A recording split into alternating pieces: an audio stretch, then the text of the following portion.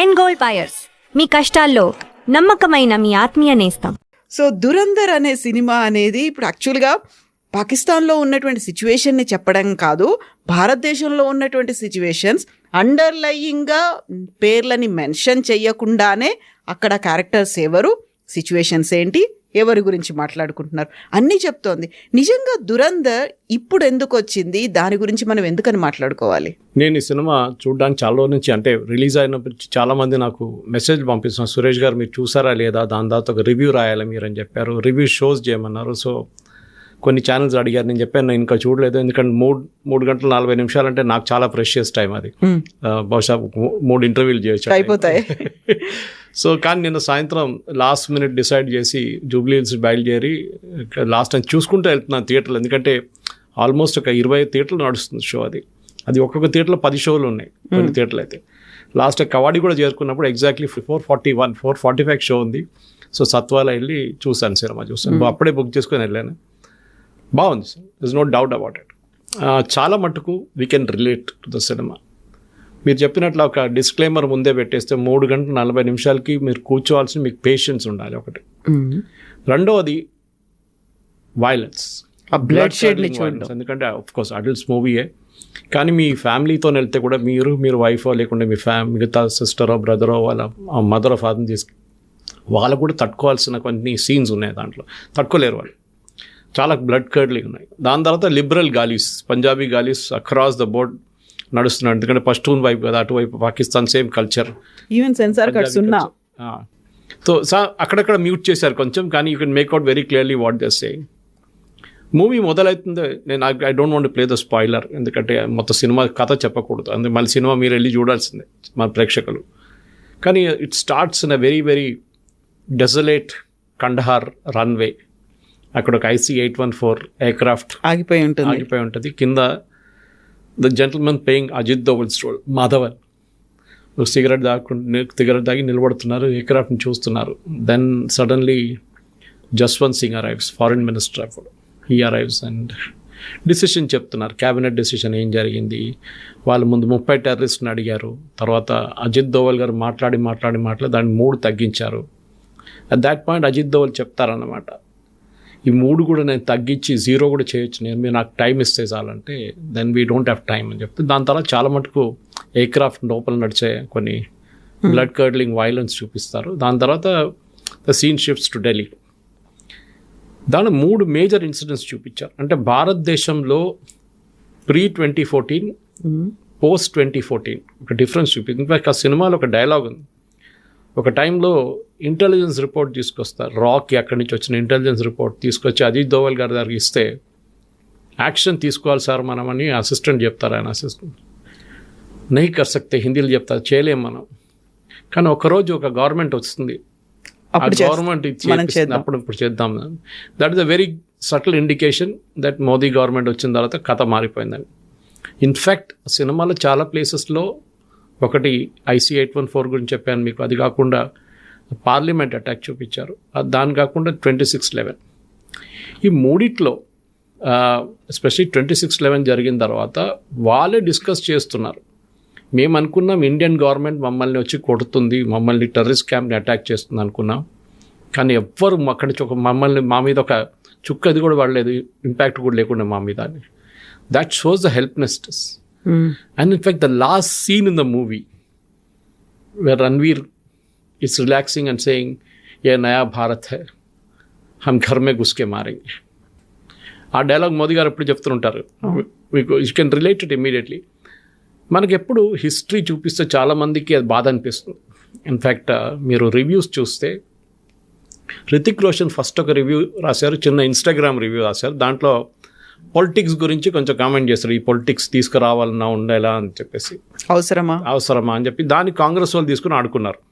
కానీ అదే దాని టైంలో ఆయన ట్విట్టర్లో ఒక ట్వీట్ చేసిండు, విచ్ ఇస్ ఎగ్జాక్ట్లీ ఆపోజిట్ అని చెప్పారు. చాలా బ్రిలియంట్ యాక్టింగ్, అక్షయ్ ఖన్నా కానివ్వండి, రణ్వీర్ సింగ్ కానివ్వండి, సంజయ్ దత్, వీళ్ళందరూ చాలా బాగా యాక్ట్ చేశారు అని చెప్పి, మాధవన్ ఆల్సో అని మాట్లాడారు, అని దాన్ని ట్వీట్ చేశారనమాట.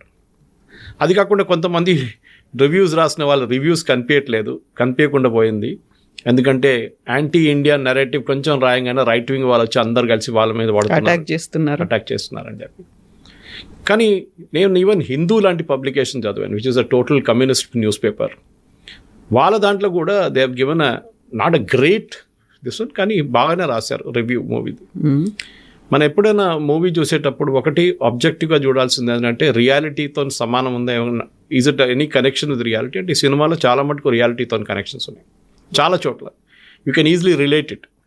బేనజర్ బిట్టో ఫోటో, జర్దారి మాట్లాడుతున్నది కొంచెం పేరు ఎక్కడెక్కడ మార్చేసి పేర్లు పెడతారు వాళ్ళు, కానీ you can easily Pakistani politics, కరాచీలో ఉన్న పాలిటిక్స్, ల్యారీలో ఉన్న పాలిటిక్స్, అక్కడ ఓవరాల్ ఆర్మీ ఐఎస్ఐ కనెక్షన్స్, అది కాకుండా అక్కడ మనోళ్ళు వెళ్ళి భారతదేశాన్ని ఎవరైనా వెళ్ళి వాళ్ళు పట్టుకుంటే వాళ్ళని ఎట్లా ట్రీట్ చేస్తారు ఇదంతా చూపిస్తారు. ఇన్ఫ్యాక్ట్ ట్రైలర్లో మీకు కనిపిస్తుంది అట్లాంటి కొన్ని సీన్స్ కూడా. సో ఓవరాల్ దురంధర్ చూస్తే మన దగ్గర ఇప్పుడు కాశ్మీర్ ఫైల్స్ వచ్చింది, దానికన్నా ముందు మనం చూసాం సర్జికల్ స్ట్రైక్ చూసాం, ఉరి. దట్ ఈస్ రియాలిటీ అగైన్, ఎందుకంటే జరిగిన ఇన్సిడెంట్ని చూపించారు. ఇది ఒక ట్రెండ్ ఇప్పుడు భారతదేశం. And Aditya Dhar was the same director, Uri director అది ఇక్కడ కూడా చేసింది. సో ఆ ట్రెండ్ ఏంటంటే మన దగ్గర జరిగిన ఇన్సిడెంట్స్ని మళ్ళీ చూపించడం ఒక ట్రెండ్ ఉంటుంది. ఫర్ ఎగ్జాంపుల్ ఇప్పుడు బంగ్లాదేశ్ వార్ 1971 మన Gulzar daughter has shown, Magna, ఆమె షూట్ చేసిన మనం శామ్ మనెక్షాస్ పర్స్పెక్టివ్, శామ్ బహదూర్ అని చెప్పి. చాలా మటుకు ఇప్పుడున్న ఈ ఏజ్ గ్రూపులు ఉన్న వాళ్ళకి అప్పుడు ఏం జరిగింది 71, even I was in school then, నాకు కూడా కొంచెం చాలా మటుకు తెలుసు. దాని తర్వాత చదివినప్పుడు మనకు తెలిసిపోయింది ఏం జరిగింది ఆ టైంలో. కానీ ఒక సినిమాటిక్ మోడ్లో తీసుకొచ్చేటప్పుడు ఒక పర్సనాలిటీ, శామ్ బహదూర్ లాంటి పర్సనాలిటీ, ఆయన లీడర్షిప్ క్వాలిటీ అంతా బయటకు వస్తుంది. ప్లానింగ్ ఏంటి, ఎగ్జిక్యూషన్ ఎట్లా చేస్తారు. ఇక్కడ ఈ స్టోరీలో కూడా అజిత్ దోవల్ గారు పాకిస్తాన్లో వెళ్ళి 6 సంవత్సరాలు ఉన్నారని మన అందరికి తెలిసిందే. అక్కడ వెళ్ళి he was staying as a రా ఏజెంట్ అండర్ గ్రౌండ్. ఆలోచించండి, పట్టుకుంటే చంపేస్తారు, చంపడం కాదు టార్చర్ చేసి చంపుతారు, మొత్తం ఇన్ఫర్మేషన్ తీసుకొని వాళ్ళు చంపేస్తారు. సో అజిత్ దోవల్ లాంటి మంచి అక్కడ వెళ్ళి అక్కడ ఉండి అదే స్టోరీ పాసిబుల్ రణ్వీర్ సింగ్ చేశారు పాసిబ్లీ. ఎందుకంటే ఈ అటాక్స్ జరిగినప్పుడు Ajit Doval was in India, ఆ టైంలో ఆయన పాకిస్తాన్లో లేరు. దాని తర్వాత ఆయన అరుణాచల్ వైపు వెళ్ళి చైనాకు కూడా వెళ్ళారు, అక్కడ కూడా 5 సంవత్సరాలు ఉన్నారని చెప్తున్నారు. Ironically Ajit Doval is a Kerala cadre officer, కానీ ఆయన వచ్చింది గర్వాల్ నుంచి.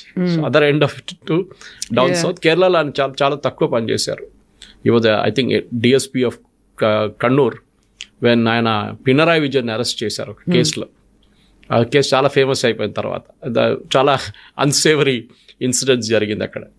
కానీ ఈ మూవీకి వచ్చేటప్పుడు తిరిగి వచ్చేటప్పుడు కవిత గారు ఈ సినిమాలో చాప్టర్ వైజ్ డివైడ్ చేశారు. మనం బుక్ చదువుతున్నప్పుడు chapter 1, chapter 2, chapter 3, chapter 4, chapter 5, chapter 6. And ఇంటర్వెల్కి వచ్చేటప్పుడు కూడా it leaves you the edge, ఏం జరగబోతుందో నెక్స్ట్ అని చెప్పి. చాలామంది నేను అబ్జర్వ్ చేశాను, వాళ్ళు స్నాక్స్ పాప్కార్న్ గీపన్ తీసి జల్దీ వచ్చేసారు వాపస్. యూజువల్లీ బయట don't want to miss what happened after the interval అని. సాంగ్స్ కొన్ని ఎక్కువైపోయినట్లు అనిపిస్తుంది, నాకు కూడా అనిపిస్తుంది అది. But it added to the element of the movie. Especially Akshay Khanna ఒక డ్యాన్స్ చేస్తారు, మీరు చూసుంటారు. ఆయన ఒకటి పష్తూన్ ఏరియాలో వెళ్ళినప్పుడు ఒక డ్యాన్స్, అది కాకుండా పెళ్ళిళ్ళు జరిగినప్పుడు అక్కడ ఇంకో dance. And people say that reminds of his father Vinod Khanna's dance. చాలా బాగా చేశారు. Akshaye Khanna I think was a show stealer in this. Ranbir Kapoor is good, కానీ ఆయనకి ఎక్కువ ఎక్స్ప్రెషన్స్ కానివ్వండి మిగతా అన్ని గడ్డంతో కవర్ అయిపోయింది, దాంట్లో కవర్ అప్ అయిపోయింది. He was clean shaven Akshaye Khanna and చాలా బాగా చేశారు.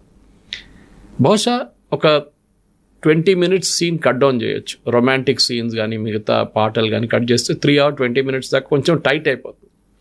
రెండోది నాకు ఏమనిపించిందంటే చాలా మటుకు అప్పుడు జరిగిన పాలిటిక్స్లో ఎక్కడ చూపించట్లేదు ఎవరిని, ఎస్పెషలీ వాజ్పేయి గారు ఉన్నప్పుడు. దాని తర్వాత మన్మోహన్ సింగ్ గారు ఉన్న టైంలో 26/11 జరిగినప్పుడు చూపించట్లేదు. కానీ ఆ మూవీలో ఒక సీన్కి వచ్చినప్పుడు, again I don't want to spill the spoiler, but they show the actual recordings of the conversation between handlers in Pakistan and Taj లోపల ఉన్న టెర్రరిస్ట్ నడిమిట్ల కమ్యూనికేషన్, ఒరిజినల్ కమ్యూనికేషన్ మీకు యూ కెన్ వాళ్ళు డిస్ప్లే చేసి they playing it for you. అప్పుడు మీకు అర్థమవుతుంది ఎంత మన టెలివిజన్ ఛానల్స్ ఆ రోజు చేసిన అన్నిటికంటే పెద్ద తప్పు లైవ్ కవరేజ్, లైవ్ టెలికాస్ట్లు చేయడం. అది హబాద్ హౌస్ ఉండొచ్చు, తాజ్మహల్ ఉండొచ్చు, తాజ్ హోటల్ ఉండొచ్చు, అది కాకుండా సిఎస్టీ ఉండొచ్చు, ఎక్కడైనా కానీ they were giving live coverage. దాంతో టెర్రరిస్ట్ కూడా చాలా మటుకు దేవర్ హ్యాండిలర్స్ పాకిస్తాన్లో కూర్చొని వాళ్ళు హ్యాండిల్ చేస్తున్నారు. మన సినిమాలో రణ్వీర్ కపూర్ ప్లే చేస్తున్న క్యారెక్టర్ని మనం సింపథైజ్ కూడా చేస్తాం. ఎందుకంటే భారతదేశం వ్యతిరేకంగా జరుగుతున్నప్పుడు ఆయన కూడా అదే రూమ్లో కూర్చొని వీళ్ళందరూ అల్లాహు అక్బర్ అని చెప్తున్నప్పుడు ఆయన కూడా చెప్పాల్సి వస్తుంది. కానీ ఆయన లోపల ఒక ఫీలింగ్ ఉంటుంది, బిల్డప్ ఉంటుంది. ఆ story I should leave it at that. ఎందుకంటే మళ్ళీ స్టోరీ చెప్తే మళ్ళీ దాని సస్పెన్స్ అంతా పోతుంది. మళ్ళీ ఇక్కడ నుంచి సినిమాకి వెళ్ళే వాళ్ళు సురేష్ గారు మీరు స్టోరీ మొత్తం చెప్పేసారు, ఇంకేం చూడాలి సినిమా అని చెప్తారు. బట్ ఓవరాల్గా I think Dhurandhar is a good film that was made. బహుశా కొంచెం రీడింగ్ చేసుకుంటే వెళ్తే బాగుంటుంది. ఎవరైనా సినిమా కలెక్ట్ చేసుకుంటూ, ఎందుకంటే ఇప్పుడు IC 814 అనగానే మీరు వికీపీడియాలో కొట్టేస్తేనే మీకు వచ్చేస్తుంది చాలా మటుకు స్టోరీ. దాని తర్వాత పార్లమెంట్ అటాక్ ఏం జరిగింది, ఎప్పుడు జరిగింది, అది అట్లీస్ట్ రీసెంట్ మెమరీగా ఉండిపోతుంది. IC 814 was pretty bad. దాని తర్వాత 26/11 ఏం జరిగింది, ఎప్పుడు జరిగింది, కసబ్ వాళ్ళ స్టోరీ అదంతా దాంట్లో చూపిస్తున్నారు కంప్లీట్గా. కానీ ఒక bit of reading will help. ఇంకోటి అజిత్ దోవల్ అనే క్యారెక్టర్ కూడా మనం నెట్లో వెళ్ళి రీడ్ చేస్తే బాగుంటుంది. ఐ థింక్ భారతదేశంలో చాలా తక్కువ పోలీస్ ఆఫీసర్స్కి ఐ థింక్ ఒకరికో ఇద్దరికి వచ్చింది అంతే Kirti Chakra, which is actually arm forces award. Kirti Chakra ఇచ్చారు ఆయనకి. You the only police officer to be given that award. ఎందుకంటే ఆయన రాలో పనిచేసినప్పుడు that time he qualified for that award. మన దేశంలో మన కవిత గారు ఎప్పుడు మనం రాత్రిపూట పడుకుంటాం, మనం ఎప్పుడు చెప్తుంటాం మన జవాన్లు అక్కడ -30 degrees -40 degrees వాళ్ళు మేల్కొని ఉంటేనే మనం పడుకుంటున్నాము అనేది. ఇన్ఫ్యాక్ట్ కొహిమాకి వెళ్తే there a war memorial there. అక్కడ చాలా ఒక పెద్ద సెకండ్ వరల్డ్ వార్లో ఒక పెద్ద బ్యాటిల్ జరిగింది. Battle of the tennis court అని చెప్పి.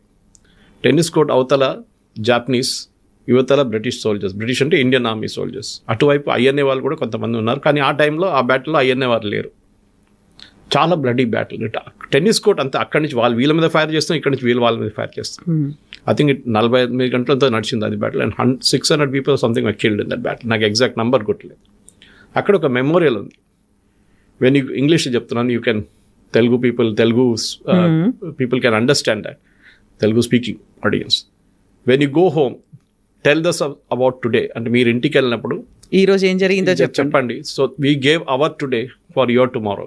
అవును, ఈరోజు మా రోజుని మేము కోల్పోయాము, రేపు మీకు భవిష్యత్తు ఇవ్వడానికి. అది so we sacrificed our lives మీకోసం అన్నమాట. That is very emotional. ఎందుకంటే ఆ జరిగిన దాంట్లో హిస్టరీ ఎప్పుడు మర్చిపోకూడదు మనం. చాలా మటుకు చెప్తా అయిపోయింది కదా, మళ్ళీ అప్పుడు జరిగిన IC 814 ఎందుకు, అప్పుడు వాజ్పేయి గారు అప్పుడు ఉన్న గవర్నమెంట్ ఎందుకు అగ్రీ చేశారు, రిలీజ్ చేయడానికి ఎందుకు అగ్రీ చేశారు, చాలామంది డిబేట్లు జరిగినాయి. దీనికన్నా ముందు ఆ ఇన్సిడెంట్ జరిగిన టైంలోనే నేను కూడా కొన్ని ఆర్టికల్స్ రాశాను అప్పుడు దాని గురించి. That why did we release so many terrorist. That's a good point. అప్పుడు మసూద్ అజర్ వీళ్ళందరినీ ముగ్గురు రిలీజ్ చేశారు చూడండి. వాళ్ళు ఇప్పుడు మొత్తం లీడర్స్గా తయారయ్యారు. జైషే మహమ్మద్ వీడన్నిటిని హ్యాండిల్ చేస్తుంది. ఒకరు పార్లమెంట్ అటాక్లు చనిపోతారు, ఇలియాస్ అని చెప్పారు. ఈ పాయింట్ ఇస్ ఆ రోజు 220 passengers ఎంతో ఎయిర్క్రాఫ్ట్లో కూర్చున్న వాళ్ళ ఫ్యామిలీ సంగతి ఆలోచన. వాళ్ళు ప్రధానమంత్రి ఇంటి ముందు వెళ్ళి ధర్నా చేస్తున్నారు. ఏదైనా తప్పు జరిగితే 230 మంది వాళ్ళు బాంబుతో పేల్చేస్తారు కంప్లీట్గా. అందరికి తెలిసిందే అది. మీరు ఆ పొలిటికల్ లెవెల్ ఉన్నప్పుడు డిసిషన్ తీసుకోవడానికి మీ కేపబిలిటీ చాలా క్రూషియల్గా ఉంటుంది. చెప్పడానికి చాలా ఈజీ, డ్రాయింగ్ రూమ్లో కూర్చొని అది చేయాలంటే అది చేస్తే బాగుంటుండే, ఎవరిని రిలీజ్ చేయకూడదు, చూసుకుందాం. అది జరగదు. మీరు ఇంటర్నేషనల్ లెవెల్ పాలిటిక్స్లో ఉన్నప్పుడు దాని తర్వాతనే మనం చాలా మటుకు లెసన్స్ నేర్చుకున్నాం. ఫర్ ఎగ్జాంపుల్ ఆ ఎయిర్క్రాఫ్ట్ అమృత్సర్ లాగినప్పుడు మనం ఎందుకు ఆపలేదు దాన్ని ఎందుకు దుబాయ్కి వెళ్ళనిచ్చినాం, దుబాయ్ నుంచి కరాచీ వైపు దుబాయ్కి ఎందుకు వెళ్ళా, కరాచీ నుంచి దుబాయ్ వచ్చిందా, ఎట్లా మనకు ఆ రూట్ కూడా. దాని తర్వాత కండహార్ ఎందుకు తీసుకెళ్ళారు, అక్కడే ఆపేస్తే అయిపోతుండే కదా అని ఒక చాలా మటుకు. దాని తర్వాత national security gourd establishment and polishing up కూడా దాని తర్వాత జరిగింది. NSG అనేది ఒక అర్బన్ ఫోర్స్గా యాంటీ హైజాకింగ్ సిచ్యువేషన్లో వాళ్ళు హ్యాండిల్ చేయవచ్చు అని చెప్పి వాళ్ళకి ట్రైనింగ్ ఇచ్చి వాళ్ళని డెవలప్ చేశారు. ఇప్పుడు మీరు చూసుంటారు లాస్ట్ ఒక 30 సంవత్సరాల్లో హైజాకింగ్ ఏం జరగలేదు మేజర్గా వరల్డ్ వైడ్. అక్కడక్కడ చిన్న చిన్న గట్ల కానీ మేజర్ హైజాకింగ్స్ ఎక్కడ జరగలేదు. కానీ పానామ్ కానివ్వండి, దాని తర్వాత ఎంటెబేకి తీసుకెళ్ళిన ఎయిర్క్రాఫ్ట్, ఎయిర్ ఫ్రాన్స్ ఎయిర్క్రాఫ్ట్, మన ఇదీ అమీన్ ఉన్నప్పుడు పాలస్తీనియన్ టెర్రరిస్ట్ తీసుకెళ్లారు ఇజ్రాయలీ హాస్టేజెస్ని, బ్యాటిల్ ఎట్ ఎంటబే అని చెప్పి చాలా మంచి ఫిలిం కూడా వచ్చింది దాన్ని. ఒక మోడర్న్ సివిలైజేషన్లో మనం బతుకుతున్నప్పుడు టెర్రరిస్ట్ గ్రూప్తో ఉన్నప్పుడు చాలా మటుకు స్టోరీస్ ఇట్లా వస్తుంది మనకి. మీరు ఇజ్రాయలీ మొసాడ్ స్టోరీస్ చూసి టెలివిజన్ చాలా ఉన్నాయి యూట్యూబ్లో. వాళ్ళు ఒక్కొక్క టెర్రరిస్ట్ని ఎట్లా చంపారు, US సులేమానీని ఎట్లా చంపారు, Iranian scientist, there lot of such stories. కానీ దురంధర్ అనేది ఒక ఫ్లాష్ బ్యాక్ లాగా మనకి, that we are bringing it back.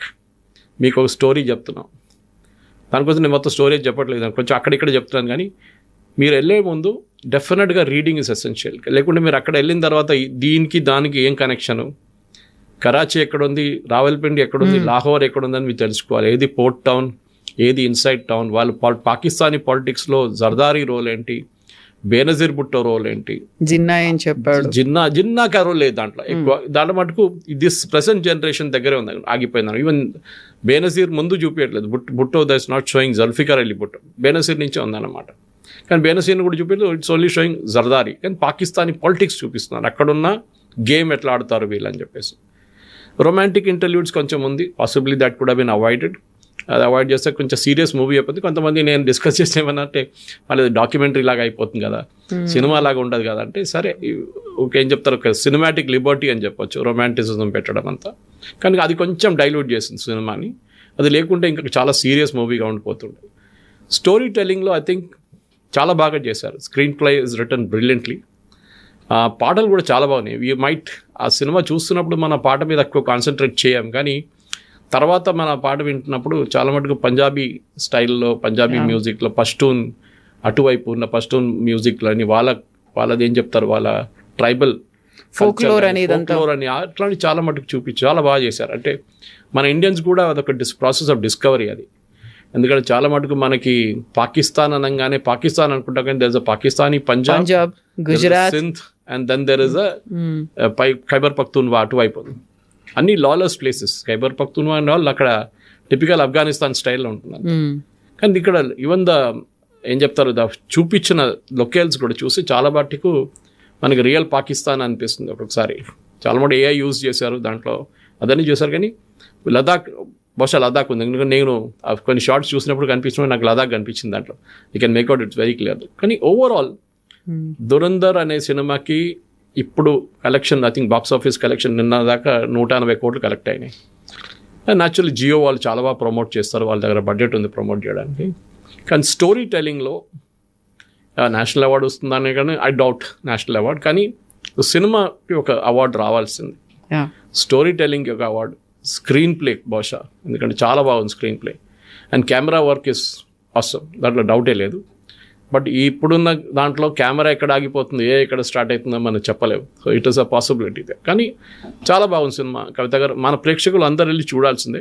Sub titles ఉంది ఇంగ్లీష్లో, సో మీరు even if you don't understand Hindi, మీకు అక్కడ వెళ్ళినప్పుడు సబ్ టైటిల్స్ చూసుకొని మీకు సినిమా తెలిసిపోతుంది.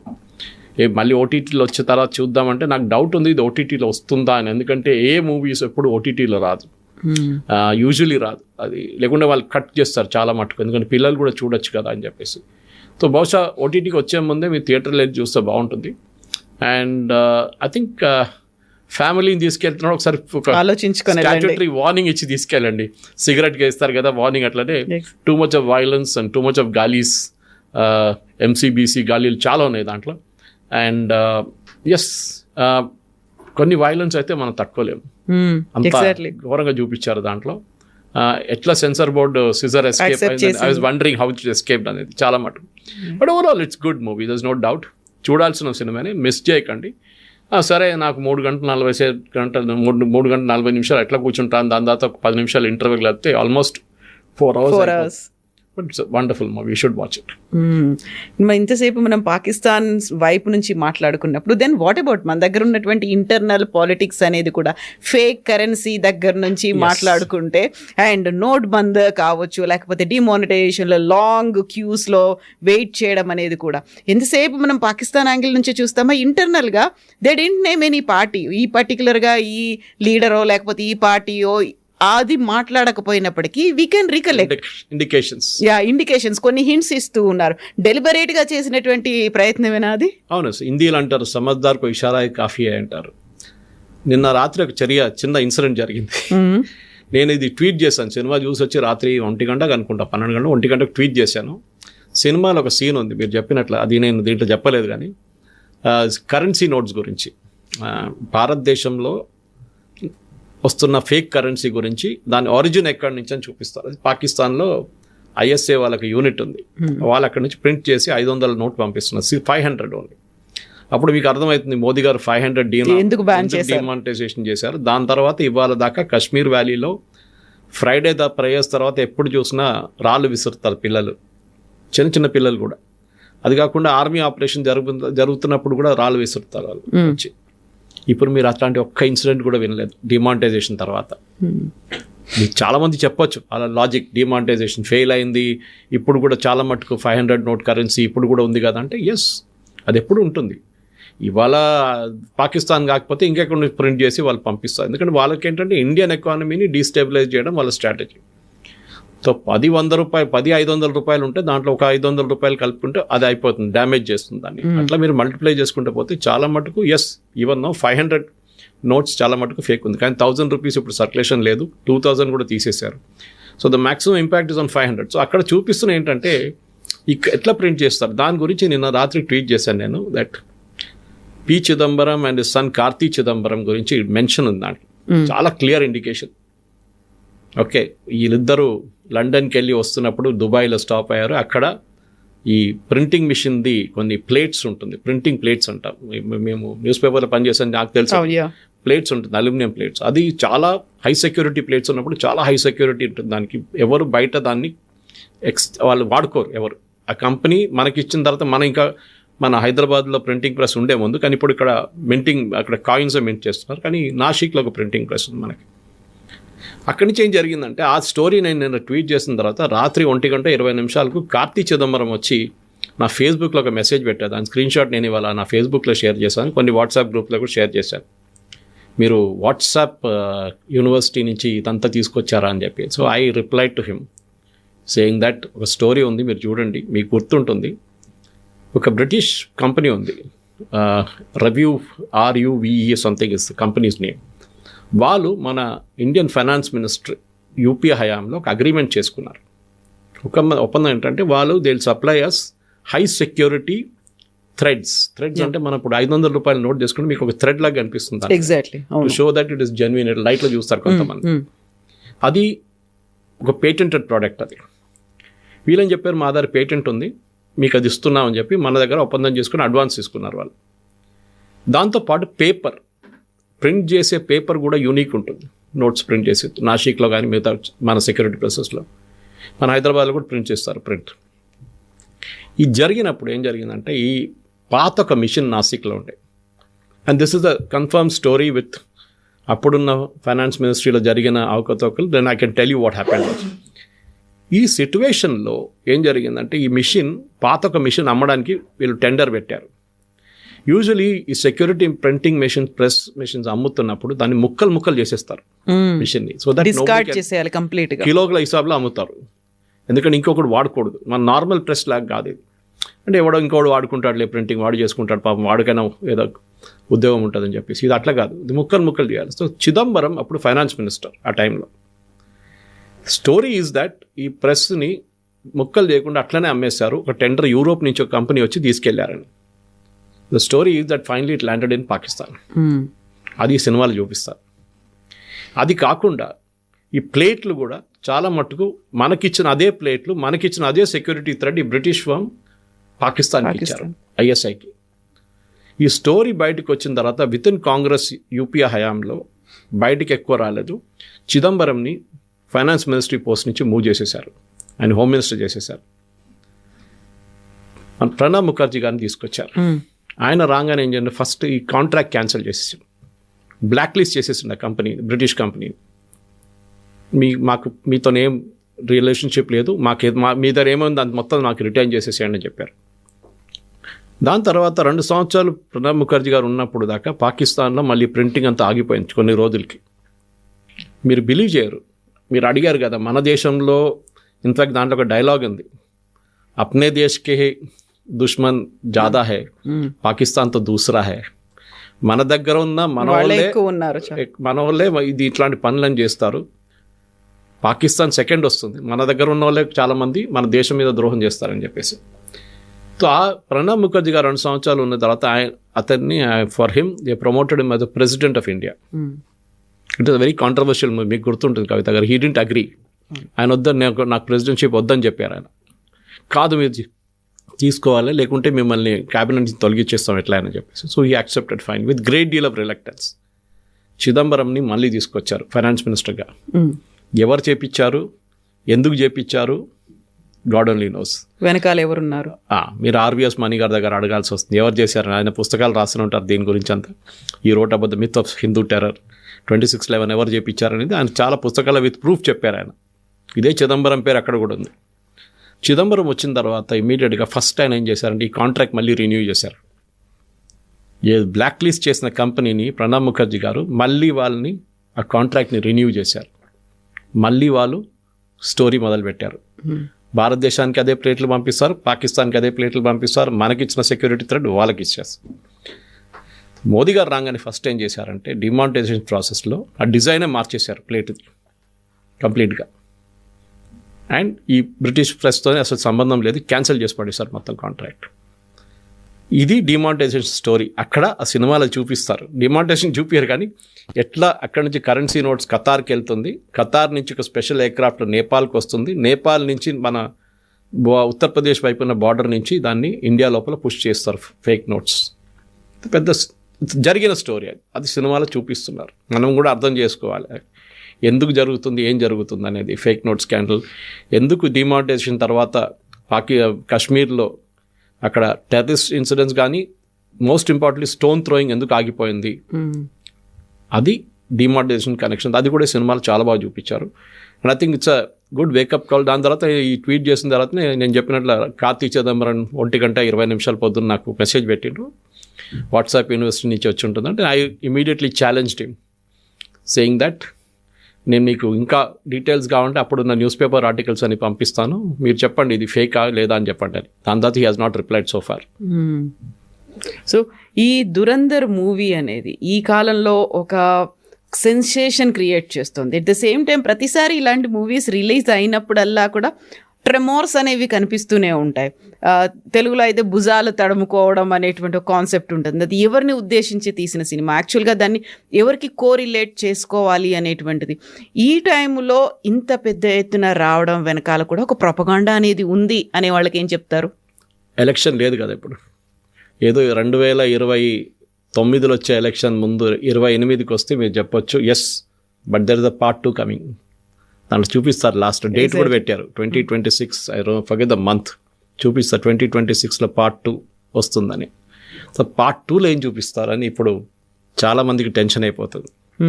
ఆదిత్య ధర్ ఏం స్క్రిప్ట్ రాస్తున్నారో, దాన్ని ఎవరెవరిని తీసుకొస్తున్నారు బయటికి అని. ఎందుకంటే చాలా మటుకు మనం అండర్ ద కార్పెట్ తోసేసాం జరిగిందంతా.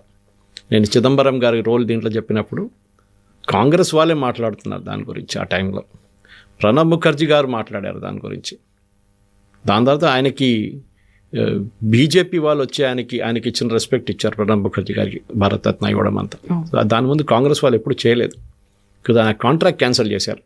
వీళ్ళకి చాలామంది కోపం ఉండే కాంగ్రెస్ పార్టీలో, పాకిస్తాన్తో ఏం కనెక్షన్ అని చెప్పి. 26/11లో మీకు అదే కనెక్షన్ కనిపిస్తుంది.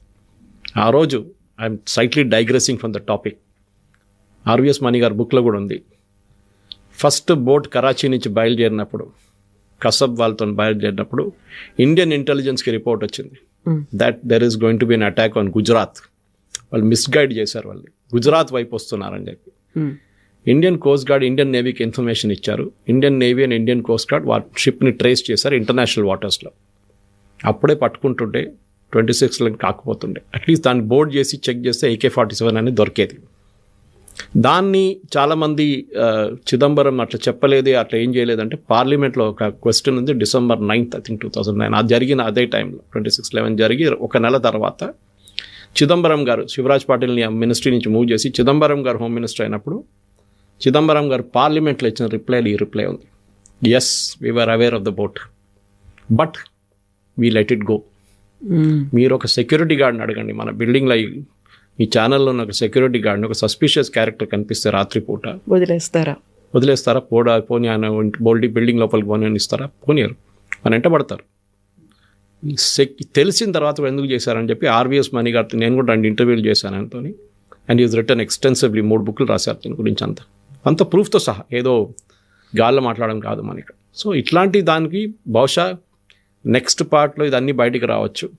ఇట్లాంటి అప్పుడు జరిగిన ఇట్లాంటి అండర్ హ్యాండ్ డీలింగ్స్ కానివ్వండి, చాలా మటుకు స్కాండల్స్ కానివ్వండి, అంతా బయటకు వస్తుందని డెఫినెట్గా నాకైతే అనిపిస్తుంది. ఎందుకంటే మొత్తం కవరేజ్ దీంట్లో రాలేదు అప్పుడు జరిగిన ఇన్సిడెంట్స్ చాలా మటుకు. సంజౌతా బ్లాస్ట్ కానీ, జర్మన్ బేకరీ బ్లాస్ట్ కానీ, ఈవెన్ మాలేగాంవ్ బ్లాస్ట్ కానీ, చాలా మటుకు ఇన్సిడెంట్స్ ఎక్కడ జరిగింది, ఎందుకు చేశారు, ఎవరు చేశారు అనేది దాని వెనక పెద్ద కథ ఉంది. ఒకటి 26/11 జరిగిన రోజు 11:40 national security guard black cat commandos 80 మంది ఒక ప్లేన్లో ఢిల్లీలో కూర్చున్నారు, ready for departure for Mumbai. వాళ్ళని 2.5 గంటలు డిలే చేయించారు శివరాజ్ పాటిల్. వెళ్ళనీయలేదు. ఎందుకు? తర్వాత వచ్చిన ఎంక్వైరీలో అంతా బయటపడ్డది. కానీ ఇప్పుడు కూడా మోదీ గవర్నమెంట్ తప్పుపడుతున్నాను నేను. 26/11 దాకా ఎంక్వైరీ జరగాలండే. They should have been an enquiry, public enquiry. కానివ్వండి, పాకిస్తాన్కి చాలా మటుకు ఇన్ఫర్మేషన్ తెలిసిపోతుంది, తెలియనండి, నో ప్రాబ్లం. కానీ మన దగ్గర ఎవరెవరు మన దేశం మీద ద్రోహం చేశారో వాళ్ళని అందరినీ బయటకు తీసుకురావాలండే. వాళ్ళు ఇప్పుడు కూడా చాలా పెద్ద మనుషులుగా తిరుగుతున్నారు మన దేశంలో.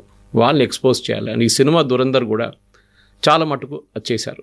మనం వర్కౌట్ చేయాల్సిన చాలా మటుకు అట్లనే మీరు చెప్పినట్ల పేర్లు చెప్పలేదు, సిచ్యువేషన్ చూపించారు, జరిగింది చెప్పించారు. So you have to work out and infer who it was for. నేను చేసిన దానికి కార్తీ చిదంబరం నన్ను రాత్రి రెస్పాండ్ అయ్యాడంటే he felt guilty that he is the candidate who is mentioned in the movie అని. సో వాళ్ళని వాళ్ళు చూసుకోగలుగుతారు. గిల్టీ ఫీలింగ్ అంటాం మన ఇంగ్లీష్లో. గిల్టీ ఫీలింగ్ వచ్చిందన్నమాట. అది కాకుండా చాలామంది ఆ సినిమాలు చూపించిన వాళ్ళు కూడా గిల్టీ ఫీలింగ్ ఉంటుంది. అజిత్ దోవల్ గారు స్టేట్మెంట్ చెప్పారు, ఈ చెప్పినట్లు మన గవర్నమెంట్ ఒక రోజు వస్తుంది, ఒక రోజు వాళ్ళు దీనికి రెడీగా ఉంటారు యాక్షన్ తీసుకోవడానికి, అప్పుడు దాకా మనం వెయిట్ చేయాల్సిందని చెప్పారు. సో 2000 అనుకున్న చేసి చూపించారా? 2014 తర్వాత అది జరిగింది. ఇంటెలిజెన్స్ రిపోర్ట్ చేతిలో ఉండి కూడా మనం ఏం చేయలేకపోయాం. 26/11 అక్కడి నుంచి మనకి హింట్ వచ్చింది, ఈవెన్ సినిమాలు చూపిస్తున్నారు అది. కానీ మనం ఏం చేయలేదు. ఎందుకు చేయలేదు అనేది ఇవాళ దాకా ఒక సీక్రెట్గా ఉండిపోయింది అది ఆ రోజు.